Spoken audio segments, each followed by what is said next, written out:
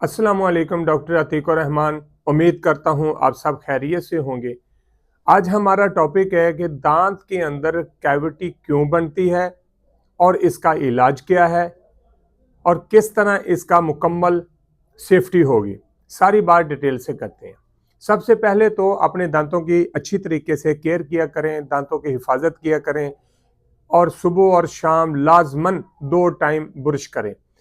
अगर आप सेफ्टी करते हैं, सेफ रखते हैं, दांतों की केयर करते हैं, तो कभी भी दांत के अंदर कैविटी या दांत का हिलना या दुखना या इन्फेक्शन या रिएक्शन कोई चीज़ इन्फेक्शन नहीं आता। अगर दांत के अंदर कैविटी बन गई तो होता क्या है कि जब आप सफाई नहीं करते, मरीज जो पेशेंट है वो दांत की हिफाजत नहीं करते, सफाई नहीं करते, तो खाया पिया जो है फूड वो पार्टिकल दांत के अंदर चिपक जाता है।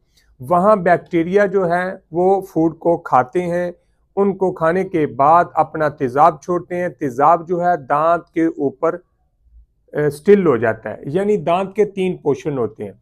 सबसे ऊपर वाला एनामल पोर्शन होता है और प्रोटेक्ट होता है। एनामल को क्रैश होना शुरू हो जाता है जब तेज़ाब बार बार दांत के ऊपर वाली सतह पे बार बार टच होता है, तो दांत का ऊपर वाला जो एनामल प्रोटेक्ट एक लेयर होती है वो डैमेज हो जाती है।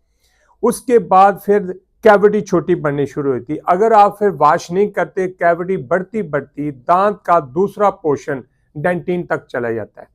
डेंटिन से क्रॉस होके दांत के जो तीसरा पोर्शन रूट वाला होता है उसके अंदर बैक्टीरिया चले जाते हैं। उसके अंदर वेन्स होती हैं, नर्वस होती है और ये ब्लड की सर्कुलेशन होती है। एक पल्प बोला जाता है, जो पल्प वो डैमेज होके ख़त्म हो जाता है, उसके अंदर पस बन जाती है, रेशा बन जाता है। अगर पस बन गई तो इतनी पेन होगी कि पेशेंट से बर्दाश्त नहीं होती, फिर स्वेलिंग हो जाएगी और स्वेल होने के साथ साथ बाज़ का दांत को रिमूव करना पड़ जाता है।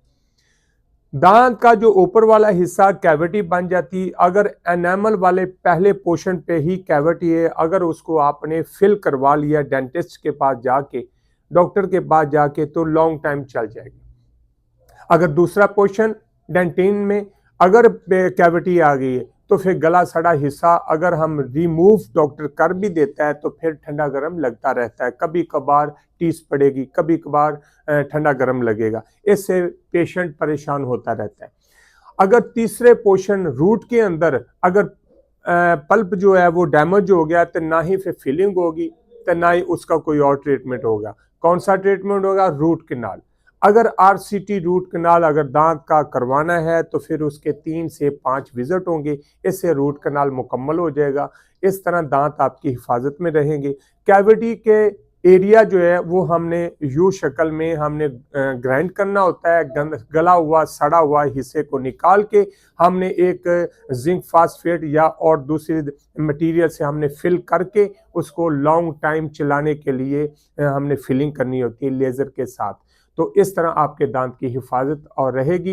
इस तरह अगर आप चाहते हैं कि हमारे दांत लॉन्ग टाइम चलें तो हाइजीन अच्छे तरीके किया करें, अपनी सेहत का ख्याल रखें, दांतों की हिफाजत करें। अल्लाह हाफिज़।